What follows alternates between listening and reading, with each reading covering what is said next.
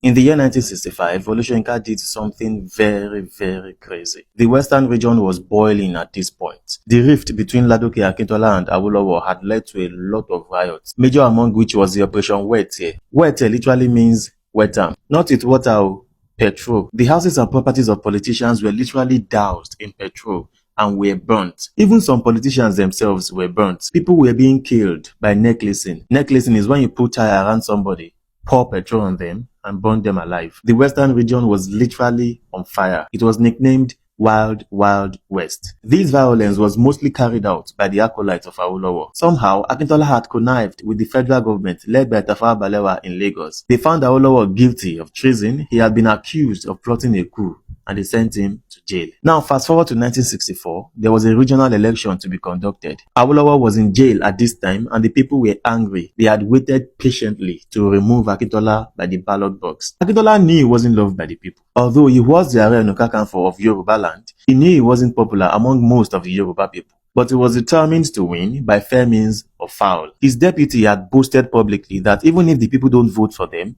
they were going to win. And that was exactly what happened. The people did not vote for NNDP, Akintola's party, yet Akintola won. How? With the help of the federal government, Tafawa Balewa in Lagos, Akintola rigged the election. Clearly, it was so obvious. The press nicknamed Akintola the chief priest of election rigging. The people felt cheated. One of the people who couldn't just sit by and do nothing was Kongi himself, the man, Wole Soyinka. He was just an ordinary lecturer at this point, nothing about the Nobel Prize. In fact, he was just 30 years old. Now, the election results were to be announced in the broadcasting house here in Ibadan, and Wole Soyinka was determined to stop that announcement. According to him, that announcement would be a ceiling of the theft. So what did he do? Wole Soyinka, who was living in Ibadan at this point, armed himself with a gun and went to the broadcasting house. He held the person who was supposed to play the premier's tape at gunpoint. He removed the premier's tape, substituted it with his own pre-recorded tape, and then played it. Now, when the tape was played, instead of the people to hear the election results, the falsified election results, they heard the voice of Wole Soyinka calling the premier, Akintola, a thief and telling him to return his stolen mandate. It was crazy. The broadcasting house was heavily guarded by the police at this time. Yet Soyinka found a way in, alone, and did what he did. He knew he could have been shot,